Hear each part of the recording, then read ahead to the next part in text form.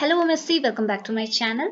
तो आज का हमारा जो वीडियो लेक्चर रहने वाला है, इस पे हम अगेन हमारी ऑर्गेनिक केमिस्ट्री की unit ultra violet visible spectroscopy को हम आगे कंटिन्यू करते हैं। तो देखिए, यूवी विजिबल स्पेक्ट्रोस्कोपी के अंदर मैं आपके साथ ऑलरेडी 7 लेक्चर शेयर कर चुकी हूँ। तो लास्ट के 7 लेक्चर्स का लिंक भी मैं आपके साथ डिस्क्रिप्शन बॉक्स पे शेयर कर दूंगी। अगर आपको लेक्चर्स की नीड है तो आप डिस्क्रिप्शन बॉक्स पे चेक कीजिएगा, आपको लिंक वहां मिल जाएंगी। साथ ही साथ अगर आपको नोट्स की भी जरूरत है तो आप उस लिंक के थ्रू जाइएगा, आपको नोट्स भी मिल जाएंगे। ओके, तो देखिए अभी हम आगे कंटिन्यू करते हैं आज के हमारे लेक्चर नंबर 8 पे।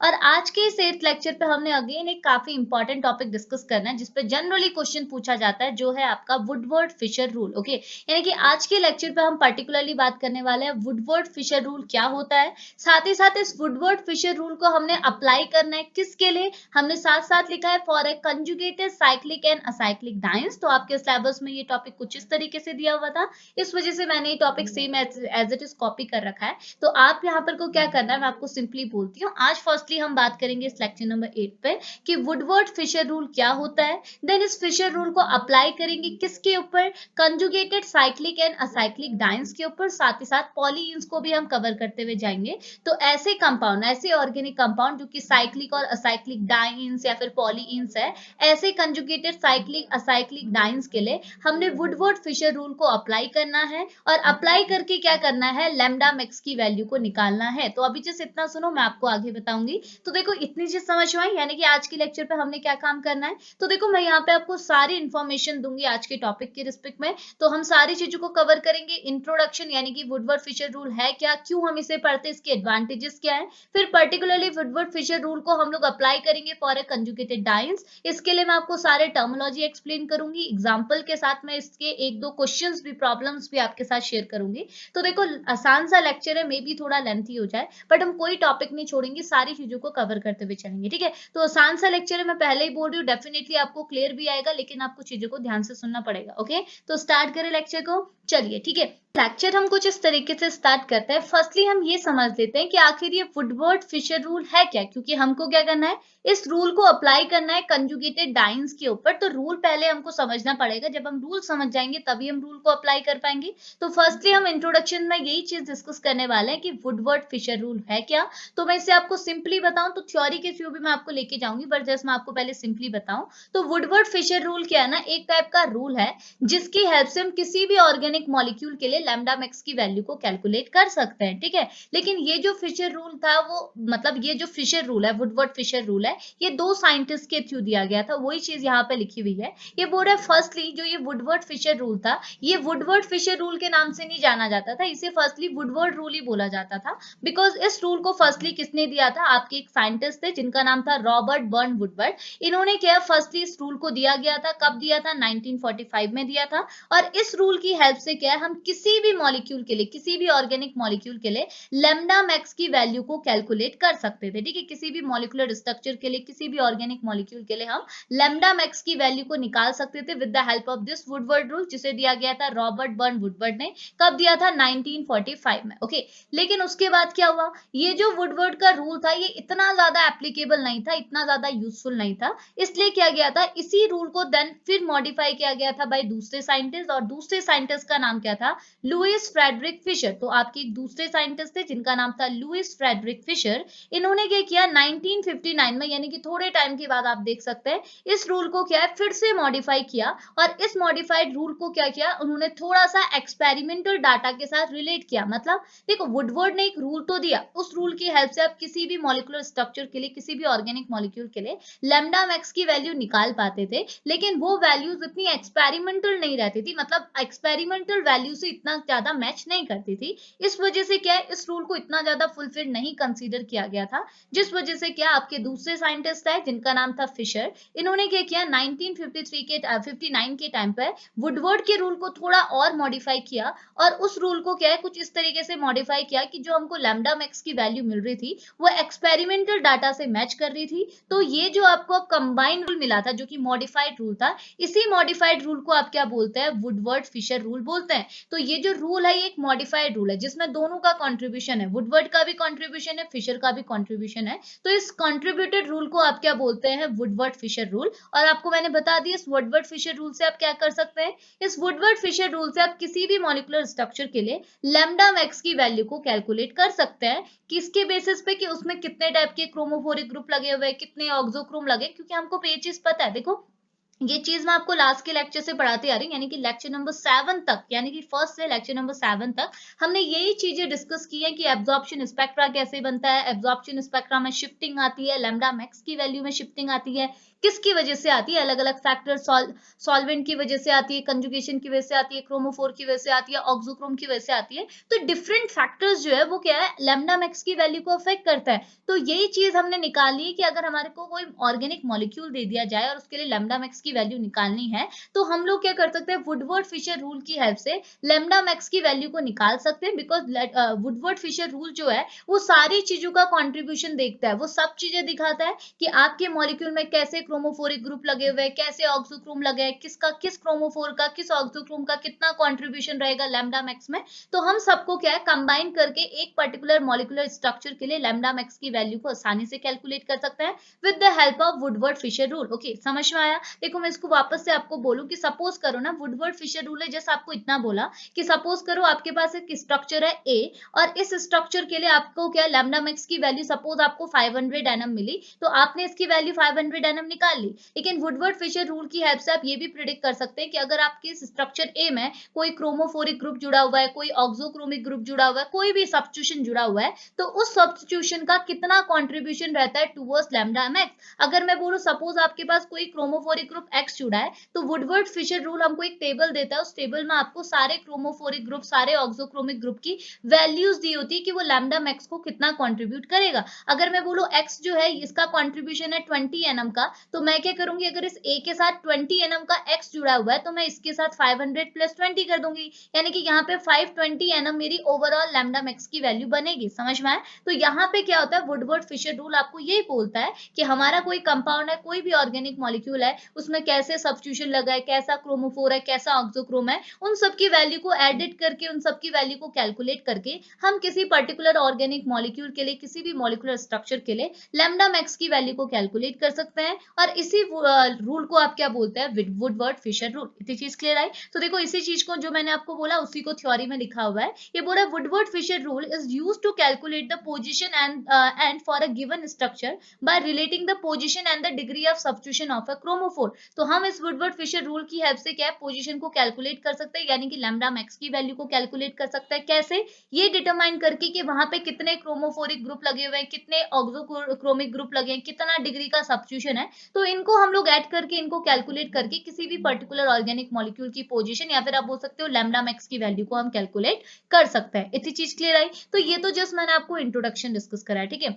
अब नाउ इसके एडवांटेजेस में क्या लिखा है, एडवांटेजेस मतलब इस रूल का यूज कहाँ हो रहा है। तो देखो एडवांटेज जनरली लास्ट में लिखा जाता है, बट मैंने इसे पहले ऐड कर दिया इसलिए क्योंकि आपको ये चीज पता होनी चाहिए कि वुडवर्ड फिशर रूल कहाँ अप्लाई हो रहा है, इस वजह से मैंने इसे पहले पुट कर दिया।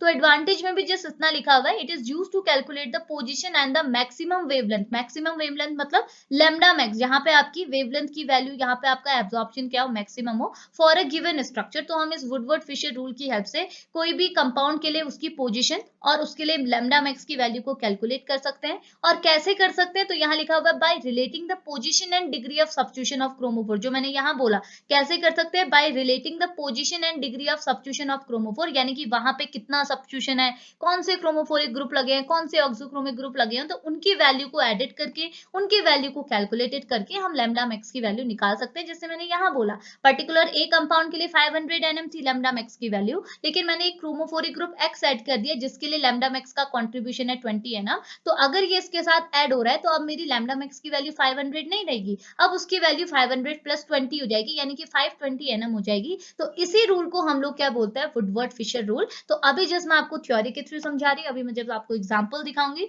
तो आपको और आसानी से सारी चीजें क्लियर आने लगेंगी। इतना कर लेंगे। नाउ अब आगे बात करते हैं। अभी बोल रहे वुडवर्ड, देखो अभी तो मैं जस्ट इंट्रोडक्शन बता रही थी, अब पर्टिकुलरली बात करते हैं वुडवर्ड फिशर रूल क्या है, ठीक है। अब यहाँ पर लिखा हुआ है each type of Dynes and Trine system having a certain fixed value at which the absorption takes place। तो होता ये है, आपके पास जो डाइन्स और आपके पास जो ट्राइन्स होते हैं, डाइन्स एंड ट्राइन्स मतलब ऐसे कंपाउंड जिसमें 2 डबल बॉन्ड हो, ऐसे कंपाउंड जिसमें 3 डबल बॉन्ड हो। तो ऐसे जो कंपाउंड होते हैं, ऐसे जो सिस्टम्स होते हैं, इनके पास अपनी एक फिक्स वैल्यू होती है जहां पर ये लैम्डा मैक्स की वैल्यू को ऑब्जर्व करते हैं। समझ में आया? मतलब जैसे मैंने बोला ये ए है, ठीक है, ये ए सपोज आपका कोई डाइन है या फिर ट्राइन है, तो इसके लिए लैम्डा मैक्स की वैल्यू पहले फिक्स थी। कितनी थी? 500 एनएम। इसके लिए अपनी वैल्यू कितनी थी? 500 एनएम। तो ये इसकी फिक्स वैल्यू, और इस फिक्स वैल्यू को क्या बोलता है? Base value. तो देखो ये चीज लिखा है कि इस फिक्स वैल्यू को क्या बोलते हैं? ये जो कॉन्ट्रीब्यूशन है इसे आप क्या बोलते हैं? बेस वैल्यू या फिर पैरेंटल वैल्यू। मतलब आपका जो मॉलिक्यूल है जिसमें कोई भी सब्स्टिट्यूशन नहीं है, फिलहाल कोई सब्स्टिट्यूशन नहीं है, आपके पास जो डाइन है, आपके पास जो ट्राइन्स है, देखो मैं ऐसे दिखाती हूँ, आपके पास जो डाइन्स है या फिर आपके पास जो ट्राइन्स है, इनका क्या है? अपना कॉन्ट्रीब्यूशन होगा, यानी कि इनकी अपनी फिक्स वैल्यू होगी लैम्डा मैक्स की। तो हम बोलेंगे वो जो लैम्डा मैक्स की वैल्यू है वो इनकी क्या है? पैरेंटल वैल्यू है, इनकी बेस वैल्यू है, वो एक फिक्स वैल्यू। ओके, लेकिन अब होगा क्या अगर मैं इनके पास कोई सब्स्टिट्यूशन को ऐड कर दूं? सब्स्टिट्यूशन मतलब कोई क्रोमोफोरिक ग्रुप, कोई ऑक्सोक्रोमिक ग्रुप, कोई भी सब्स्टिट्यूशन को ऐड कर दूंगी, तो होगा क्या? अब आपकी लैम्डा मैक्स की जो इनकी ओरिजिनल वैल्यू है, बेस वैल्यू है, उनके साथ आप क्या करेंगे? सब्स्टिट्यूशन को भी ऐड कर देंगे। जैसे मैंने कहा यहाँ पे हमारा ए जो इनिशियल था, ये सपोज एक डाइन है, इसके लिए लैम्डा मैक्स की वैल्यू 500 थी, तो मैंने इसमें क्रोमोफोरिक ग्रुप एक्स को ऐड किया जिसकी वैल्यू क्या है? 20। तो अब मैं क्या करूंगी? अगर इसके साथ मैंने इस एक्स को ऐड कर दिया, तो मैं इसके साथ 500 के साथ 20 को भी तो ऐड करूंगी, बिकॉज इसका भी तो कॉन्ट्रीब्यूशन होगा।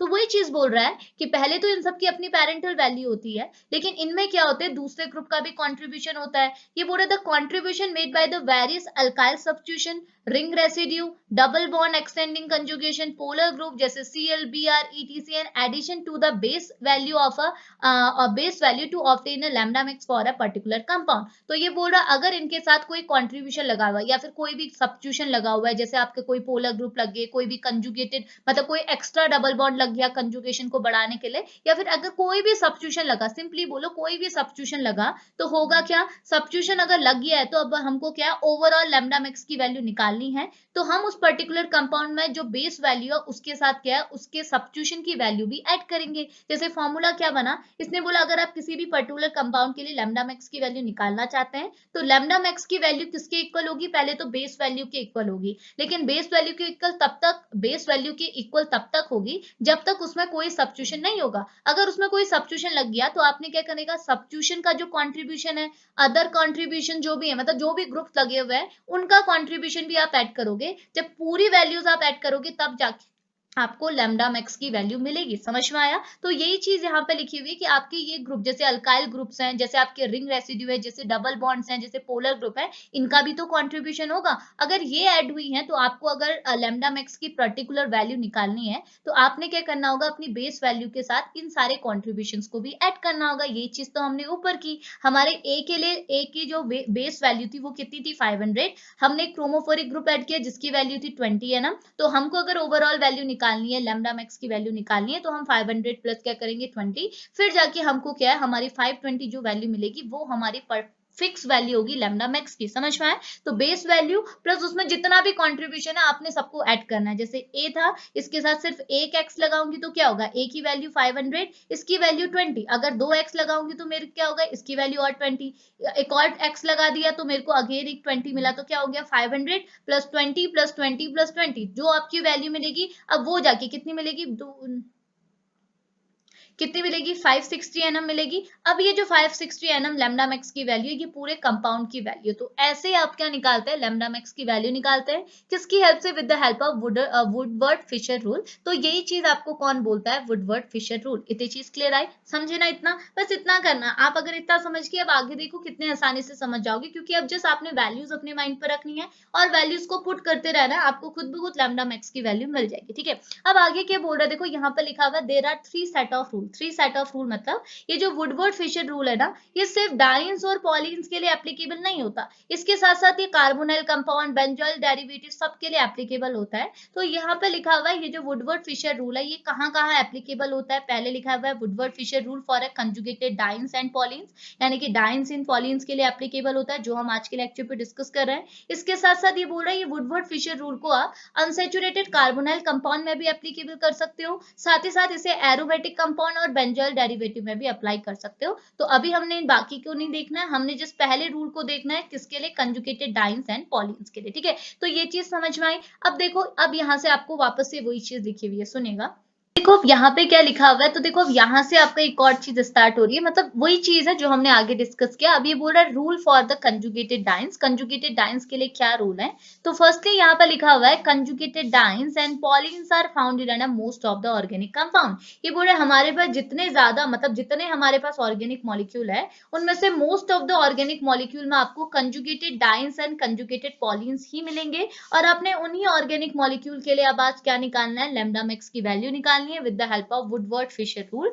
तो ये क्या बोल रहा है सुनेगा, यहाँ पे एक पॉइंट लिखा है, ये बोल रहा है longer the conjugated system greater the wavelength of absorption maxima. इसका मतलब क्या है, तो देखो हम लास्ट के लेक्चर से यही चीज तो पढ़ते आ रहे हैं कि कंजुगेशन और लैम्डा मैक्स यानी कि वेवलेंथ ऑफ एब्जॉर्प्शन मैक्सिमा आपस में कैसे रिलेट करते हैं। तो ये बोल रहा है जितना ज्यादा आपका कंजुगेशन होगा, क्योंकि हम कंजुगेटेड डाइन्स की बात कर रहे हैं, ये बोल रहा है जितनी ज्यादा आपकी कंजुगेटेड स्पीसीज होगी उतना ही ज्यादा आपको वेवलेंथ मिलेगा, उतना ही ज्यादा आपको लैम्डा मैक्स की वैल्यू मिलेगी।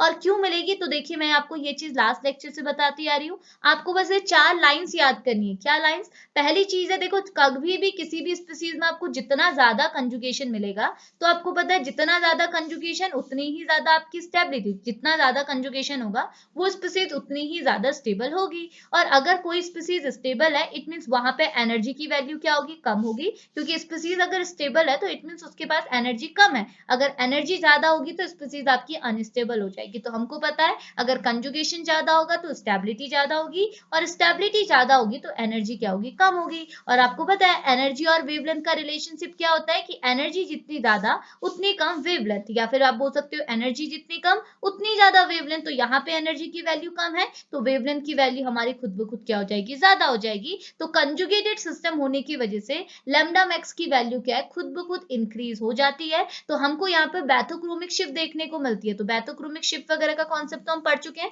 तो हमने जस्ट क्या किया, कंजुगेशन को इनहेंस किया, कंजुगेशन को बढ़ाया और हमें बैथोक्रोमिक शिफ्ट मिली, यानी कि रेड शिफ्ट मिली, हमारा लैम्डा मैक्स की वैल्यू खुद ब खुद बढ़ने लगी। तो वही चीज यहाँ पे लिखी है। अब ये बोल रहा है अगर आपको किसी भी कंजुगेटेड डाइन्स के लिए लैम्डा मैक्स की वैल्यू निकालनी है, तो अब आपको क्या है, वुडवर्ड्स रूल का यूज करना होगा। और वुडवर्ड रूल का फॉर्मूला क्या है, ये बोल रहा है जो आपका लैम्डा मैक्स होता है किसी भी ऑर्गेनिक मॉलिक्यूल का, किसी भी कंजुगेटेड डाइन्स का, वो किसके इक्वल होता है, base value plus summation of subsequent contribution, या फिर आप बोल सकते हैं अदर कंट्रीब्यूशन। इसका मतलब जो मैंने आपको ऊपर बताया, बेस वैल्यू मतलब जो उसकी ओरिजिनल वैल्यू होगी, उसके साथ आपने देखना है कितना उसके साथ सब्स्टिट्यूएंट लगे हैं, कितने उसके साथ ऑक्सोक्रोम है, क्रोमोफोर है, उनकी क्या वैल्यू है, उनको आपने बेस वैल्यू से ऐड कर देना है। जो आपको वैल्यू मिलेगी वो ही आपकी ओरिजिनल लैम्डा मैक्स की वैल्यू होगी। ओके, अब हमने निकालना सीखना है कि कैसे निकालेंगे। तो देखो निकालने से पहले आपको वैल्यूज भी तो पता होनी चाहिए। हम निकालना तो सीखेंगे, यहाँ हम एग्जाम्पल्स देखेंगे, बट एग्जाम्पल से पहले आपको पता होनी चाहिए कि वैल्यूज क्या होती है, बेस वैल्यू क्या है, ऑक्सोक्रोम की क्या वैल्यू है, क्रोमोफोर्स की क्या वैल्यू है, कौन से मॉलिक्यूल की क्या वैल्यू है।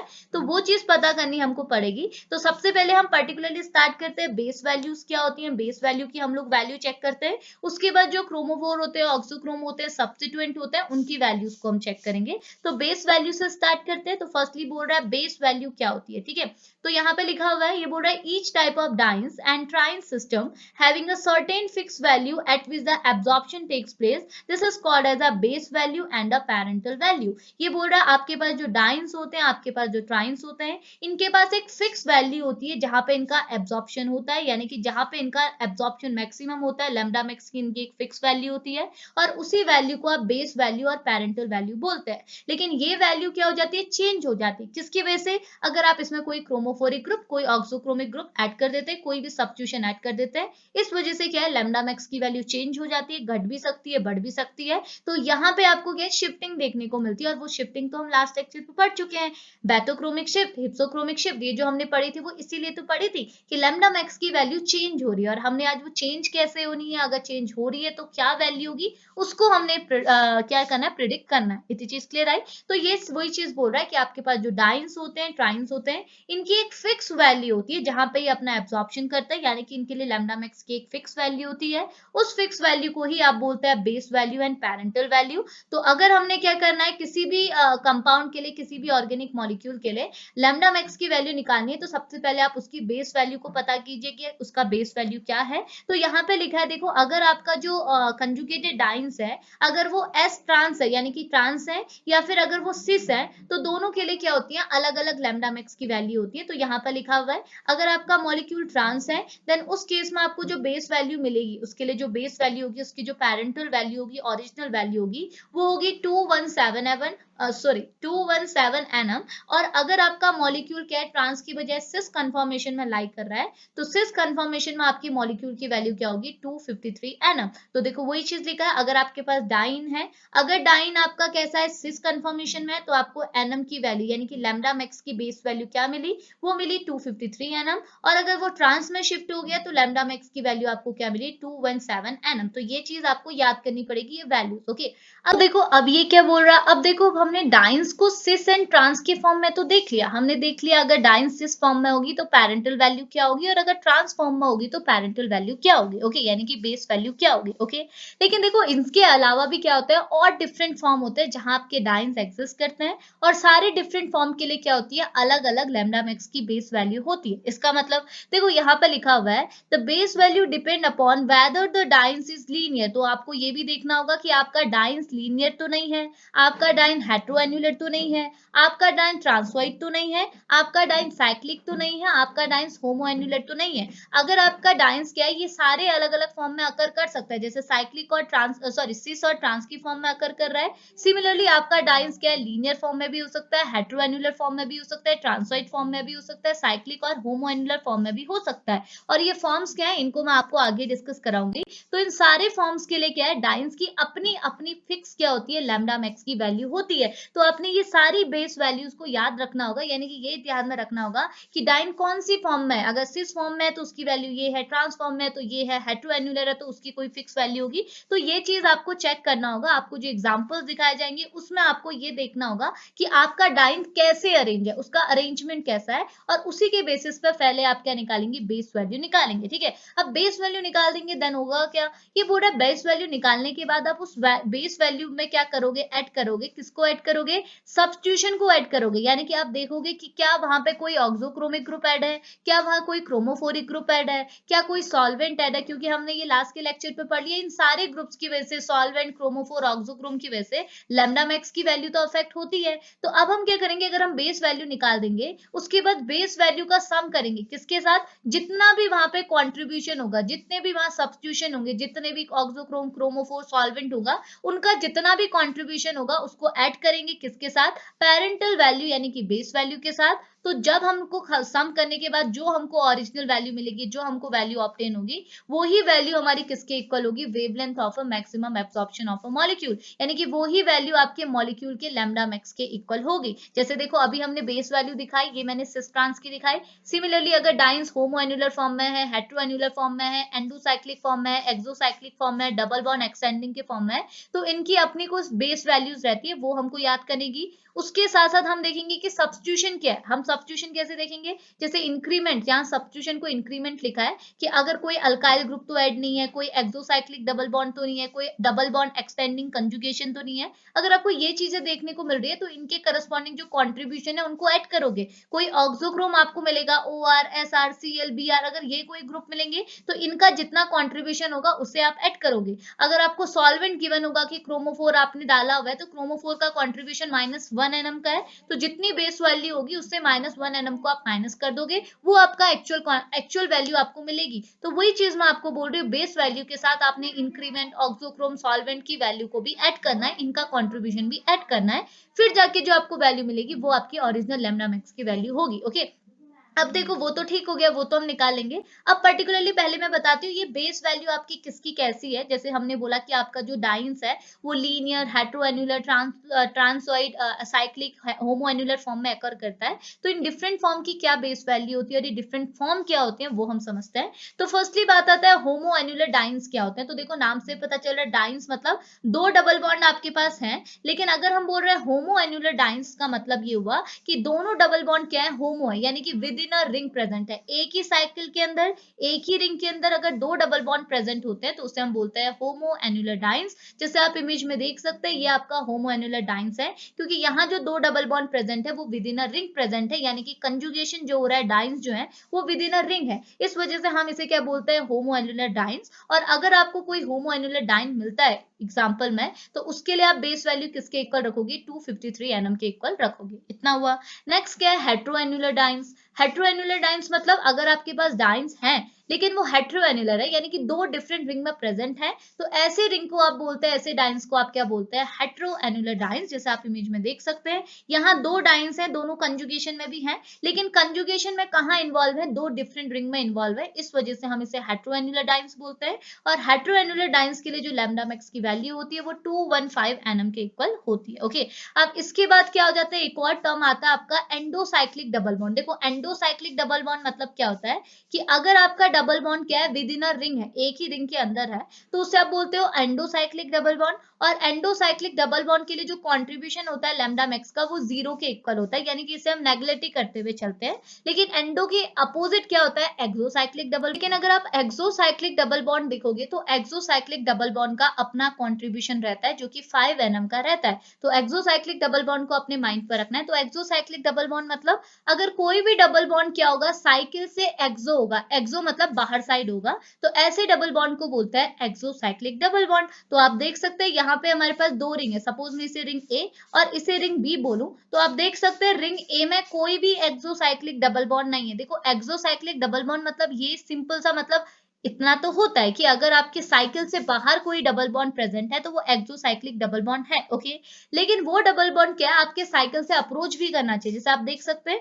अगर आप ए का केस देखेंगे तो आप बोलेंगे ए के नेक्स्ट में है बी, और बी के साथ आपके डबल बॉन्ड लगे, यानी कि ए रिंग के, ये जो ए साइकिल है, ए रिंग है, इसके बाहर डबल बॉन्ड है। लेकिन ये दोनों डबल बॉन्ड कहीं से भी ए को तो अप्रोच नहीं कर रहे हैं, इस रिंग को तो अप्रोच नहीं कर रहे हैं। लेकिन अगर आप रिंग बी को देखेंगे तो देखो रिंग बी में आपके दो डबल बॉन्ड है, दो एक्सोसाइक्लिक डबल बॉन्ड है। पहला डबल बॉन्ड है ये और दूसरा डबल बॉन्ड है ये, यानी कि अप्रोच करना भी जरूरी है। समझ में आ रहा, अप्रोच करना मतलब कि आपका जो बाहर साइड डबल बॉन्ड निकला है वो आपके रिंग से अप्रोच कर रहा है। आप देख सकते हैं ये जो आपकी रिंग ए थी, इसमें आपकी ये पोजीशंस थी, ये 6 पोजीशंस है। इन 6 पोजीशन में कहीं भी आपको डबल बॉन्ड नहीं दिख रहा। अगर मैं इसको ऐसे लगा देती तो अब मैं बोलती कि हाँ ए के साथ एक डबल बॉन्ड है जो कि आपके एक्सोसाइक्लिक है, लेकिन अभी इनिशियली हमारे पास ये नहीं था, तो हमने बोला ए के साथ कोई भी डबल बॉन्ड नहीं है, एक्सोसाइक्लिक डबल बॉन्ड नहीं है। लेकिन अगर बी को देखेंगे तो बी के जो ये 6 पोजीशंस हैं, इन 6 पोजीशन मतलब इस बी रिंग के अंदर तो डबल बॉन्ड है, लेकिन इस बी रिंग के बाहर भी डबल बॉन्ड है जो कि बी से अप्रोच कर रहा है। एक डबल बॉन्ड ये है,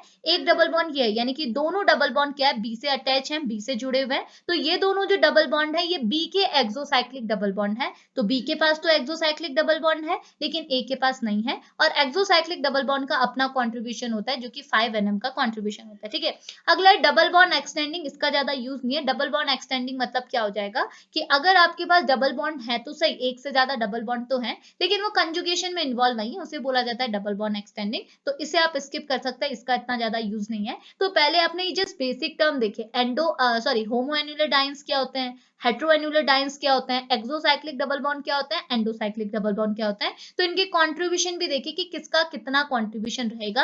अब इसके अलावा जो आपके सब्स्टिट्यूशन है उनको भी देख लीजिए। तो देखो पेरेंटल वैल्यू को वापस से लिखा हुआ है, ये बोल रहा अगर आपके पास असाइक्लिक कंजुगेटेड डाइन्स है या फिर हेट्रोएन्युलर कंजुगेटेड डाइन्स है तो इनका कंट्रीब्यूशन रहेगा 215 nm, यानी कि असाइक्लिक कंजुगेटेड डाइन्स भी बोला है। हाँ, असाइक्लिक कंजुगेटेड डाइन्स मतलब जो साइकिल फॉर्म में नहीं है, ठीक है, नॉर्मली है ऐसे है। तो इनको इनका कंट्रीब्यूशन और हेट्रोएन्युलर कंजुगेटेड डाइन्स दोनों का कंट्रीब्यूशन किसके इक्वल है, 215 nm के इक्वल है।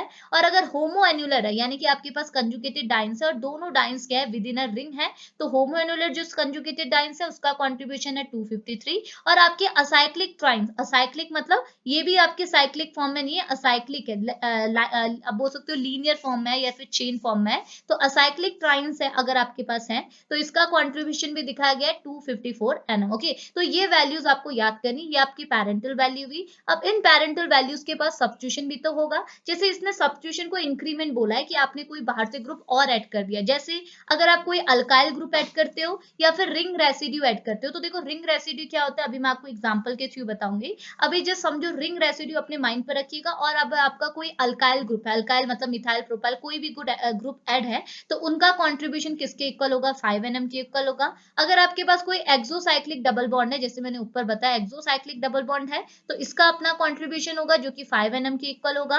और अगर आपके पास डबल बॉन्ड एक्सटेंडिंग कंजुगेशन है तो इसका कंट्रीब्यूशन 30 nm होगा। डबल बॉन्ड एक्सटेंडिंग कंजुगेशन मतलब आपके पास डाई इन तो था, देखो ये आपके पास डाई इन तो था, लेकिन आपने यहाँ पे एक और डबल बॉन्ड लगा दिया कंजुगेशन को एक्सटेंड करने के लिए। तो मैंने जैसे ऊपर भी बोला कंजुगेशन एक्सटेंड होगा तो लैम्डा मैक्स क्या है, तेजी से इंक्रीज हो जाता है। तो double bond conjugated double bond extending conjugation अगर आपके पास है तो उस केस में आपकी लैम्डा मैक्स की वैल्यू में 30 nm का इंक्रीमेंट होता है। ओके, तो ये इंक्रीमेंट्स है। अब इसके बाद ऑक्सोक्रोमिक ग्रुप होगा, तो ये बोला अगर OR ग्रुप एज ऑक्सोक्रोम की तरह बिहेव करेगा तो 6 nm का इंक्रीमेंट करना, अगर SR ऐड करेंगे तो आप 30 nm का इंक्रीमेंट करना, अगर कोई हैलोजन एटम क्लोरीन ब्रोमीन वगैरह ऐड होगा तो 5 nm का करना, अगर NR ऐड होगा तो आप 260 nm का इंक्रीमेंट करना, अगर OCO-CH3 ऐड होगा तो 0 nm का इंक्रीमेंट करना। तो ये ऑक्सोक्रोमिक ग्रुप भी आप याद कीजिएगा कि किसका कितना कंट्रीब्यूशन है। उसके साथ साथ सॉल्वेंट का भी बहुत ज्यादा असर होता है, तो सॉल्वेंट भी हमने लिखे हुए कि सॉल्वेंट कैसे अफेक्ट करेगा। तो बोला क्लोरोफॉर्म का जो कंट्रीब्यूशन होता है वो -1 nm का होता है, यानी कि क्लोरोफॉर्म आप ऐड करोगे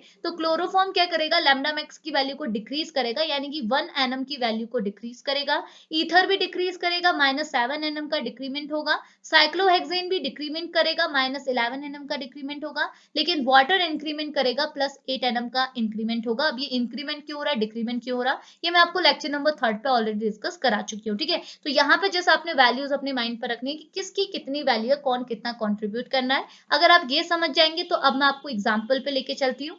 ओके, तो देखिए अब हम एग्जांपल डिस्कस कर लेते हैं। तो बहुत आसान से एग्जांपल है, जस्ट हम यहाँ पे कितने एग्जांपल डिस्कस करते हैं, 1 2 3 4 5 एग्जांपल मैं आपको डिस्कस कराऊंगी और इतना आपके एग्जाम के लिए इनफ भी रहेगा और आसान सा है, देखिएगा आपको खुद से समझ में आएगा। तो पहला एग्जांपल हमारा कुछ इस टाइप का है, आपको ये मॉलिक्यूल दे दिया जाएगा जो कि कंजुगेटेड डाइन्स का मॉलिक्यूल है और आपसे बोला जाएगा कि बताइए इसके लिए लैम्डा मैक्स की वैल्यू क्या है, तो आप कैसे निकालेंगे। तो मैंने आपको क्या बोला, फर्स्टली आपने ये देखना है कि आपका कंजुगेटेड डाइन्स किस तरीके से अरेंज है, क्योंकि यहाँ पे जो कंजुगेटेड डाइन्स हैं वो आपको कैसे अरेंज है, वो डिफरेंट फॉर्म में अरेंज हो सकती है, हमने अभी अभी डिस्कस किया। तो आपने फर्स्टली यही देखना है कि यहाँ पे कंजुगेटेड डाइन्स कैसे अरेंज है। तो हम देख रहे हैं यहाँ जो आपकी कंजुगेटेड डाइन्स है, double bond single bond double bond, ये आपके क्या है, 2 साइकिल रिंग का इन्वॉल्वमेंट कर रही है, यानी कि 2 डिफरेंट साइकिल रिंग से बिलोंग कर रही है। तो हमने ये चीज बोली थी कि अगर आपकी double bond 2 different cycle ring से बिलोंग करेगी तो इसको हम क्या बोलेंगे, हेटेरो एनुलर डाइन्स। और हेटेरो एनुलर डाइन्स का अपना कंट्रीब्यूशन कितना होता है, 215 nm का।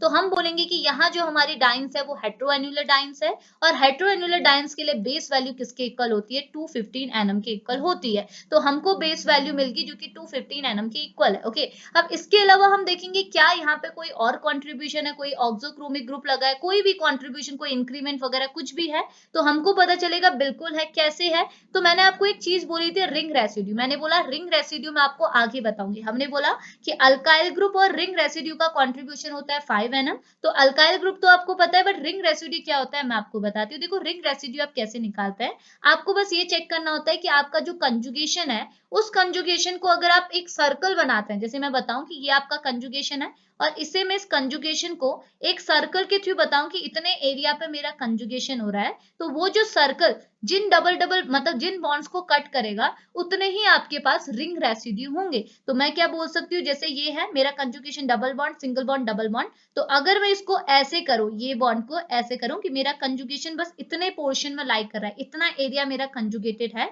तो ये कंजुगेटेड एरिया मेरे कितने बॉन्ड्स को कट कर रहा है, तो एक बॉन्ड ये हो गया, इसे कट कर रहा है, देख लीजिए एक बॉन्ड इसको कट कर रहा है, एक इसको कट कर रहा है, तो मतलब मेरे पास 3 बॉन्ड को कट कर रहा है ये कंजुगेशन। तो मैं बोल सकती हूँ मेरे पास यहाँ पे 3 रिंग रेसिड्यू है। तो हमको पता चल गया 3 रिंग रेसिड्यू है और एक रिंग का कंट्रीब्यूशन होता है 5, तो 3 रिंग रेसिड्यू का कंट्रीब्यूशन होगा 15, तो मैंने यहाँ पे 15 nm भी ऐड कर दिया। ओके, उसके अलावा एक और चीज आपको देखने को मिलेगी, वो है 1 एक्सोसाइक्लिक डबल बॉन्ड। कैसी मिलेगी, देखो मैं इसको इरेज करती हूँ, आपको दिख रहा है एक्सोसाइक्लिक डबल बॉन्ड का, देखो यहाँ पे कोई ऑक्सोक्रोम कोई क्रोमोफोरिक ग्रुप तो ऐड नहीं, आप देख सकते हैं ना कोई सॉल्वेंट की बात की है ना कोई ऑक्सोक्रोम वगैरह की बात की है, यहाँ पे एक इंक्रीमेंट था अल्काइल रिंग। उसके अलावा यहाँ पे देखो कोई डबल बॉन्ड एक्सटेंडिंग कंजुगेशन भी नहीं है, यहाँ पे आपको एक एक्सोसाइक्लिक डबल बॉन्ड मिल रहा है और आपको पता है एक्सोसाइक्लिक डबल बॉन्ड का 5 nm का कंट्रीब्यूशन होता है। और एक्सोसाइक्लिक डबल बॉन्ड देखो इन्हीं में से देखना है आपने, एक्सोसाइक्लिक डबल बॉन्ड मिल रहा है, बिल्कुल मिल रहा है। कैसे मिल रहा है आप देखेंगे, अगर आप इसे मैं रिंग ए बोलूं और इस रिंग बी बोलूं,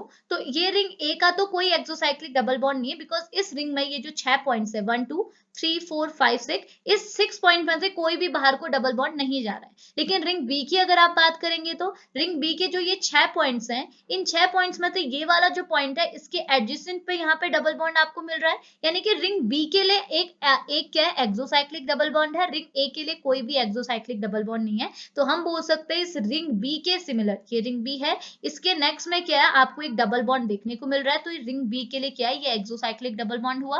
और एक एक्सोसाइक्लिक डबल बॉन्ड का कॉन्ट्रीब्यूशन किसके इक्वल होता है, 5 nm के इक्वल होता है। तो हम इन सारी वैल्यू, देखो उसके अलावा कुछ है, उसके अलावा कुछ नहीं है, मैंने सारी चीज बता दिया। रिंग रेसिड्यू है, एक्सोसाइक्लिक डबल बॉन्ड है, कोई डबल बॉन्ड एक्सटेंडिंग कंजुगेशन नहीं है, कोई क्रोमोफोरिक ग्रुप नहीं है, कोई सॉल्वेंट नहीं है। तो बस यहाँ पे बात खत्म। अगर हम इन सबको ऐड कर देंगे तो वैल्यू आएगी हमारी 235 nm। तो ये जो 235 nm की हमारी वैल्यू है, ये हमारी लैम्डा मैक्स की वैल्यू होगी फॉर दिस कंपाउंड। इतनी चीज क्लियर है, बस ऐसे ही हमने निकालना है। इसके सिमिलर आप दूसरा एग्जांपल देख लीजिए। इस एग्जांपल और इस एग्जांपल पर डिफरेंस इतना ही है, ये हमारा हेट्रोएन्युलर कंपाउंड है और ये हमारा होमोएन्युलर कंपाउंड है। तो देखो ये हमारा होमोएन्युलर कंपाउंड है और होमोएन्युलर कंपाउंड के लिए कितना कंट्रीब्यूशन बताया था, 253 nm। तो मैंने बेस वैल्यू लिख दी है डाइन्स के लिए जो कि है 250 nm। इसके साथ देखो रिंग रेसिड्यू अगेन आपको यहाँ 3 मिलेगी। कैसे, आपने क्या करना है, अपना कंजुगेशन वाले पोर्शन को कट करना है। ये double bond single bond double bond single bond. तो अगर आप इस पोर्शन को दिखाओगे कि यहाँ पे आपका कंजुगेशन, इतने पोर्शन पे आपका कंजुगेशन, देखो double bond single bond double bond, यहाँ आपका सिंगल बॉन्ड आ सकता है।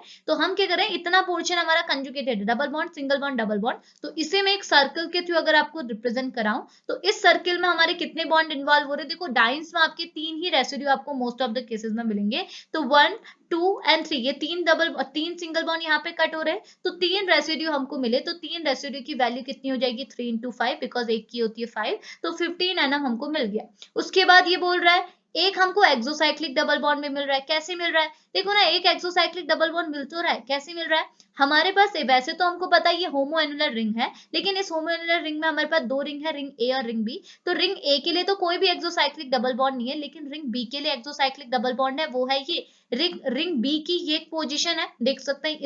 इसे फर्स्ट पोजीशन बोलूं तो ये पोजीशन सेकंड है, और इस पोजीशन सेकंड में एक डबल बॉन्ड लगा हुआ है बाहर की साइड, रिंग के बाहर साइड। तो एक एक्सोसाइक्लिक डबल बॉन्ड भी है, तो मैंने एक एक्सोसाइक्लिक डबल बॉन्ड को भी ऐड किया जिसका वैल्यू होता है 5 nm। तो अगर हम इस पूरी वैल्यू को कैलकुलेट करेंगे तो हमको मिलेगी 273 nm, जो कि लैम्डा मैक्स वैल्यू होगी फॉर दिस कंपाउंड। तो हमारे इस पूरे कंपाउंड के लिए लैम्डा मैक्स की वैल्यू हमारी 273 nm के इक्वल आ गई। इतनी चीज क्लियर आई। अब सिमिलरली, अब ये हमारे साइक्लिक थे, अब अगर आपको असाइक्लिक कंपाउंड की बात कराऊं तो असाइक्लिक में सिंपल सी बात की, आप देख सकते हैं ये आपका डाइन्स है और ये आपका डाइन्स कैसा है, मैंने अभी अभी आपको ऊपर बताया था। आप यहाँ पे देखिए, हमने यहाँ पे देखा, ये देखिए हमारा डाइन यहाँ पे इसी के सिमिलर है, ये एक सिस था, ये हमारा ट्रांस था। तो देखो नीचे जो हमने इमेज बनाई है वहां पे हमारा डाइन्स कैसा है, ट्रांस है, और ट्रांस का कंट्रीब्यूशन कितना होता है, 217 nm होता है। तो हमने यहाँ पे क्या किया, देख लीजिए, ये आपका ट्रांस डाइन है, डाइन्स है जो कि ट्रांस है, और ट्रांस के लिए आपकी वैल्यू किसके इक्वल होती है, 217 nm के इक्वल होती है। ओके, लेकिन अब मैंने क्या किया, इसी स्ट्रक्चर में क्या कर दिया, कोई मिथाइल ग्रुप ऐड कर दिया, यानी कि इंक्रीमेंट डाल दिया। तो मैंने यहाँ पे 3 मिथाइल ग्रुप डाल दिए, और ये 3 मिथाइल ग्रुप क्या है, इंक्रीमेंट का काम कर रहे हैं। तो हमने बोला 3 मिथाइल ग्रुप या फिर कोई भी अल्काइल ग्रुप का कॉन्ट्रीब्यूशन क्या होता है, 5 nm।